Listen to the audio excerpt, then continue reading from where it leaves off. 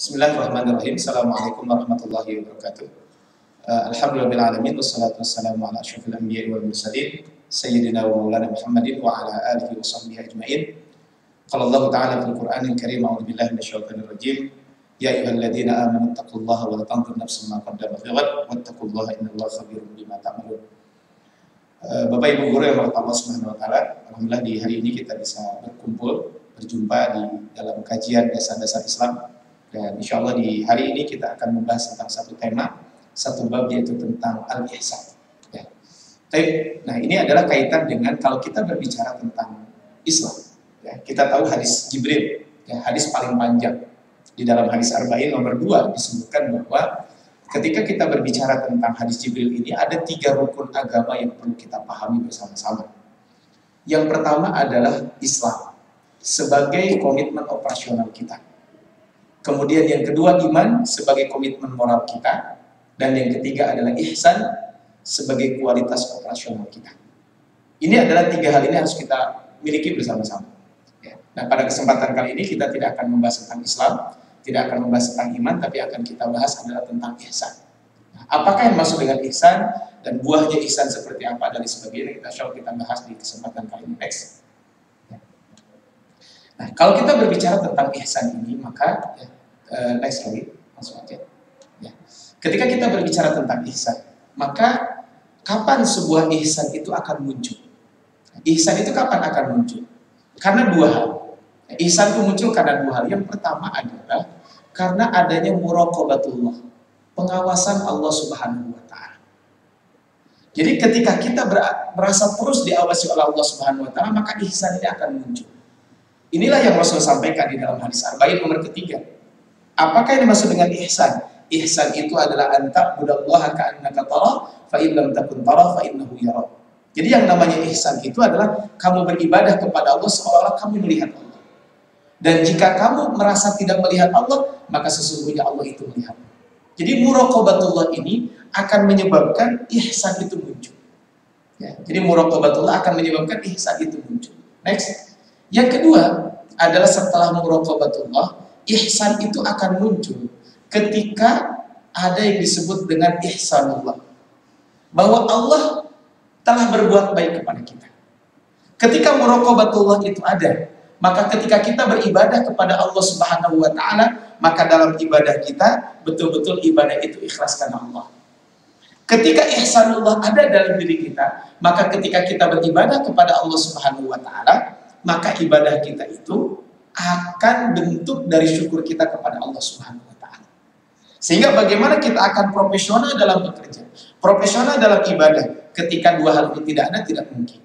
Makanya muraqabatullah, pengawasan Allah, yang kedua adalah ihsanullah. Kita merasa terus diawasi oleh Allah Subhanahu wa taala, dan kita merasa Allah telah berbuat baik kepada kita.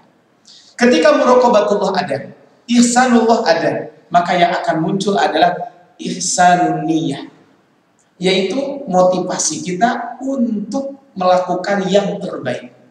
Ya, jadi kita akan memiliki motivasi. Apa motivasinya? Motivasi kita untuk melakukan yang terbaik. Nah, next. Ya. Kapan sebuah ibadah itu dikatakan ihsan? Ini kan tadi. Jadi kita akan ihsan ketika 2 hal ini muncul. Tetapi kapan sebuah ibadah itu dikatakan ihsan? Manakala kita memiliki 3 unsur. Pertama, ikhlasun niyah, yaitu niat yang ikhlas karena Allah Subhanahu wa taala. Next. Kita lihat di dalam Al-Qur'an. Ya, di dalam surat Al-Qur'an di dalam surat 16 ayat ke-66. Ini kan di dalam surat An-Nahl ayat ke-66. Ini berbicara tentang susu. Susu itu dalam bahasa disebutkan labanan khalisah. Kenapa disebut susu itu labanan khalisah? Mungkin teman-teman para guru yang di bidang biologi, itu kan susu itu kan terdiri dari antara kotoran dengan darah. Maka disebut labanan khalisah. Karena dia apa? Dia betul-betul bersih. Nah, unsur pertama adalah ikhlas. Ikhlas itu asal katanya dari kata khalasa. Khalasa itu artinya adalah bersih, suci. Aktivitas membersihkan namanya akhlasa, sehingga disebut dengan ikhlas. Nah, niat yang baik ini, niat ikhlas karena Allah Subhanahu wa taala ini harus selalu kita miliki.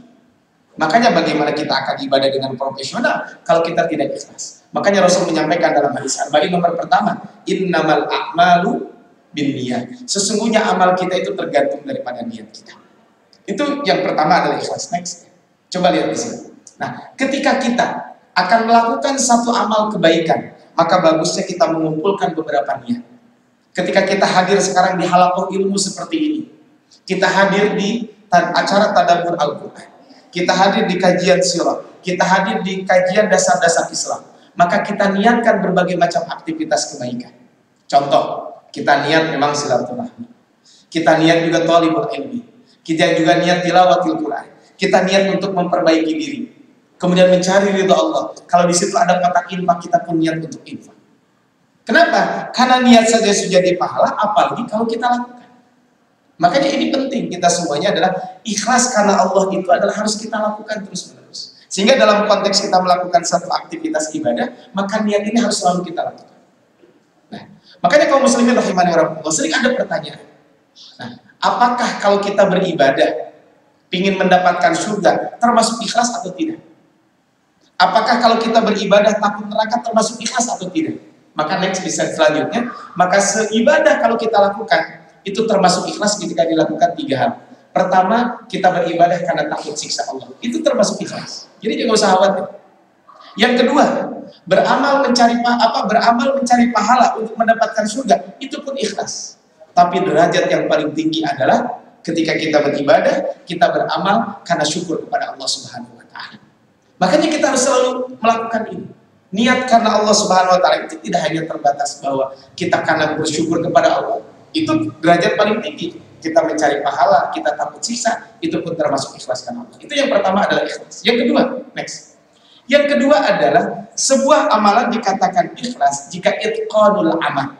Jika pekerjaan itu dikerjakan dengan rapi. Next, coba lihat di slide berikutnya. Kita lihat hadis Nabi SAW. Innallaha azza wa jalla yuhibbu idza amila ahadukum amalan ayyutqinahu. Sesungguhnya Allah itu mencintai apabila seorang hamba mengerjakan satu amalan dan amalan itu dilakukan dengan rapi. Jadi ciri utama orang ikhlas orang ihsan itu adalah setiap pekerjaan itu tersusun dengan rapi. Dalam bahasa syariat, mutaba'atul rasul, selalu mengikuti arahan Rasulullah SAW. Kalau dalam bahasa pekerjaan, sesuai dengan SOP yang ada. Ini kan bagian daripada itqanul amal. Makanya kata Rasulullah SAW dalam sebuah hadis, Allah itu mencintai apabila seorang hamba mengamalkan satu amalan. Kenapa? Dengan amalan tersebut dengan rapi. Nah, next coba lihat di sini. Di antara amalan yang rapi ini, kan di dalam Al-Quran Allah mengatakan ahsanu amala. Apakah yang dimaksud dengan ahsanu amala? Kan ahsanu amala itu maknanya kata para ulama, ya ketika mengatakan di dalam Al-Quran alladzi khalaqal mauta wal hayata liyabluwakum ayyukum ahsanu amala. Apa yang dimaksud dengan ahsanu amala? Ahsanu amala itu kata Fudail bin Iyad, beliau mengatakan ahsanu amala itu adalah akhlasuhu wa aswabahu. Ketika dia mengamalkan ibadah betul-betul ikhlas dan betul-betul sesuai dengan sunnah yang ada. Kalau dalam bahasa sederhana adalah sesuai dengan aturan-aturan yang ada, sesuai dengan SOP yang ada. Allah tidak mengatakan aksaru amalan, amalan yang terbanyak, bukan. Tapi yang Allah inginkan adalah ahsanu amalan, amalan yang paling baik. Ini kata Fudail bin Iyad mengatakan seperti itu. Sehingga next, ya, kalau kita beribadah, ya, dalam kita pekerjaan saja. Kan kalau pekerjaan itu kan ada istilah planning, perencanaan, pengorganisasian, pelaksanaan, pengawasan. Dan kata Rasulullah SAW dalam sebuah hadis, innallaha yuhibbu al-mu'min al-muhtarif. Sesungguhnya Allah itu mencintai seorang mukmin yang profesional. Dalam konteks pekerjaan saja, kita dianjurkan untuk profesional. Apalagi dalam ibadah. Termasuk juga kita sebagai guru di sini. Ini kan ibadah yang paling utama. Gimana tidak ibadah yang paling utama? Mengantarkan anak murid kita untuk lebih dekat dengan Allah Subhanahu wa taala. Ya. Kalau kita lihat mungkin nanti kita bahas kaitan bagaimana keutamaan guru dan sebagainya. Sehingga ketika bekerja dengan orang saja dituntut profesional, apalagi kita bekerja dengan Allah Subhanahu wa taala. Apalagi kita melakukan satu amalan yang paling istimewa. Kenapa? Karena kata Rasulullah, al-ulama waratsatul anbiya. Ulama itu pewaris para nabi. Kenapa? Karena kita estafeta dakwah Nabi, menyebarkan ajaran Nabi. Maka tentu kita pun perlu yang namanya profesional. Makanya untuk bekal di akhirat kita tentu kita harus lebih profesional lagi. Ini adalah yang kedua, adalah itqanul amal. Pekerjaan ayo kita kerjakan dengan rapi. Yang ketiga, yang terakhir adalah sebuah amalan akan dikatakan ikhlas ketika amalan tersebut jaudatul ada. Apa yang dimaksud dengan jaudatul ada? Penyelesaian amalan itu dengan baik. Ini next kembali. Ini paling berat itu kan kalau sebuah pekerjaan itu biasanya ujungnya adalah pelaporan. Ini kan paling berat. Contoh gitu ya, kalau kita hadir di satu tempat, kita ngadain kajian, kita ngadain acara rapat dan sebagainya. Kan paling males tuh beresin tempat. Kalau kita buat kegiatan, paling malas itu apa? Biasanya pelaporan. Nah, ini adalah amalan yang baik itu adalah setelah ikhlas, dipekerjakan dengan rapi. Tapi kalau pekerjaan kita itu tidak ditunaikan sampai selesai, maka itu tidak termasuk ahsan muamalah. Maka jaudatul ada ini bagian daripada kita melaksanakan amalan secara ihsan. Makanya di dalam Al-Quran ketika Allah berfirman, فَإِذَا فَرَغْتَ فَانْصَبْ wa ila rabbika farghab. Surat 94 ayat 7. Jika selesai melakukan satu pekerjaan, ayo kerjakan pekerjaan yang lain karena dikerjakan dengan sungguh-sungguh. Artinya seorang yang ihsan, dia akan menyelesaikan pekerjaan. Makanya kata Allah, fa idza faraghta.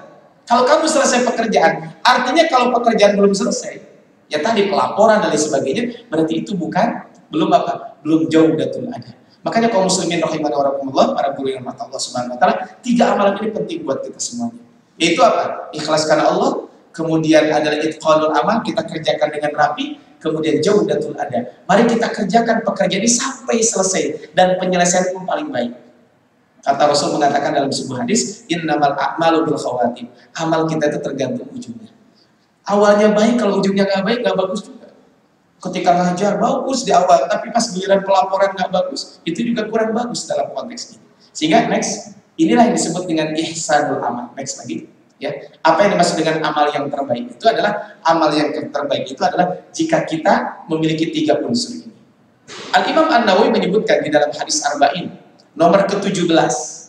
Kalau tadi anta budallah ka'annaka tarah, itu di hadis nomor 2. Di hadis nomor 17 itu khusus berbicara innallaha katabal ihsana ala kulli syai'in. Allah tuh memerintahkan kepada kita untuk ihsan dalam segala hal. Bahkan Rasul mencontohkan ihsan di dalam hadis itu adalah untuk menyembelih saja. Aktivitas menyembelih binatang itu kata Rasulullah, maka wa idza dabahtum fahsinul dzibah wa idza qataltum fahsinul qitlah. Jika kamu membunuh, bunuhlah dengan cara yang baik. Maksudnya kalau kamu qisas nggak boleh begini-gini pakai pisau yang pakai pisau yang tumpul, tapi cepat melakukannya. Termasuk wa idza dabahtum, kalau kamu menyembelih binatang, maka apa? Fa ahsinud dzibha, maka hendaklah baik dalam melakukan itu. Apalagi kita ngajar, apalagi kita sebagai pengajar, tentu harus lebih dari ini. Ini kan Rasul menyontohkan. Maka kata Rasul, wal yuhibbu ahadukum syafratahu wal yuhidda bihatahu. Kalau menyembelih, siapkan pisaunya. Pisaunya yang tajam. Buat binatang itu menjadi rileks, menjadi tenang. Makanya nggak boleh dalam hadis mengatakan kalau kita mau menyembelih binatang, kemudian binatang di depan kita, kemudian kita sedang ngasah pisau. Itu tidak termasuk ihsan. Maka subhanallah, kalau kita berbicara tentang ihsan ini sangat penting buat kita semuanya. Dan kata Rasul, Allah memerintahkan kita untuk ihsan dalam segala. Nah, ketika kita bisa melakukan ihsan ini, maka insya Allah kita semuanya akan mendapatkan berbagai macam kebaikan. Apa saja kebaikannya? Ada 3 kebaikan. Pertama, hubbun minallah. Kita akan mendapatkan kecintaan Allah Subhanahu wa taala. Next. Ya, kalau kita lihat di sini, hubbun minallah, kecintaan Allah. Bagi orang yang berbuat ihsan, maka Allah Subhanahu wa taala akan memberikan beberapa balasan. Balasan yang pertama adalah apa? Al-hubbu minallah, kecintaan dari Allah. Kita lihat dalam hadis qudsi. Ya. Jadi disebutkan dalam hadis, Al-Imam An-Nawawi menyebutkan, maka fa idza ahbabtuhu, jika aku sudah mencintai orang, kuntu sam'ahu alladhi yasma'u bihi, maka aku akan menjadi pendengaran yang dia gunakan untuk mendengar. Bukan berarti ini telinga Allah, tapi telinga kita akan selalu dibimbing. Kemudian mata kita akan selalu dibimbing, tangan kita akan selalu dibimbing, kaki kita akan selalu dibimbing. Kenapa? Karena Allah sudah cinta kepada kita. Makanya banyak ayat-ayat Al-Quran berbicara innallaha yuhibbul muhsinin. Allah itu mencintai orang-orang yang berbuat baik. Itu yang pertama. Yang kedua, ajrun minallah. Kita akan mendapatkan balasan yang baik dari Allah Subhanahu wa taala. Next ya. Ini kalau kita berbicara tentang ini. Balasan dari Allah apa? Balasan dari Allah Subhanahu wa taala itu banyak. Ya.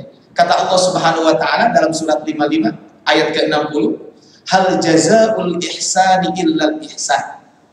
Ya, tidak ada balasan dari kebaikan kecuali kebaikan yang semisal, yaitu surga. Bahkan di dalam surat 10 ayat 26 ya, disebutkan di dalam ayat ini, lilladzina amanul husna wa ziyadah. Bagi orang-orang yang al-husna. Husna itu adalah orang-orang yang mendapatkan al-husna, kebaikan. Para mufassirin mengatakan itu surga, wa ziyadah, dan tambahan. Apa tambahannya? Memang banyak. Para mufassirin mengatakan, sebagian mengatakan ziyadah di sini adalah kita bisa melihat Allah, tapi sebagian lagi mengatakan ziyadah di sini adalah bahwa amal ibadah kita akan dilipat gandakan oleh Allah Subhanahu wa taala. Dan kebaikan yang kita dapatkan bukan hanya di akhirat, termasuk juga di dunia kita akan mendapatkan pahala dari Allah Subhanahu wa taala. Maka ini harus selalu memotivasi kita untuk ihsan, profesional dalam segala hal. Dan yang ketiga yang terakhir adalah nasrun minallah. Inilah yang paling penting, yaitu pertolongan Allah Subhanahu wa taala. Nah, kalau kita berbicara tentang pertolongan Allah Subhanahu wa taala, Allah akan memberikan kemudahan, Allah akan memberikan petunjuk, Allah akan memberikan jalan keluar, Allah Subhanahu wa taala akan memberikan kemenangan dari musuh-musuh Allah Subhanahu wa taala. Kenapa? Karena orang ihsan ini akan selalu mendapatkan kecintaan Allah. Tentu ketika Allah cinta, maka Allah akan selalu Allah Subhanahu wa taala akan selalu menolong orang-orang tersebut. Kaum muslimin rahimani wa rahimakumullah, para guru, dewan guru yang Allah Subhanahu wa taala, sebagai penutup, sebuah ibrah pelajaran buat kita semuanya. Kita tahu dalam sejarah itu ada yang disebut dengan perang Hunain. Kan perang Hunain ini terjadi setelah Fathu Makkah. Dalam perang Hunain ini, kalau kita berbicara tentang perang Hunain kan perang Hunain kan melawan kaum Hawazin. Waktu itu ada sebagian sahabat mengatakan, kami dalam sejarah peperangan tidak pernah jumlah kami itu lebih besar daripada jumlah musuh. Itu kan dalam sejarah seperti itu. Sehingga apa? Sehingga sebagian sahabat mengatakan, pasti kaum Hawazin kan sedikit, kami ini banyak, pasti kami akan menang.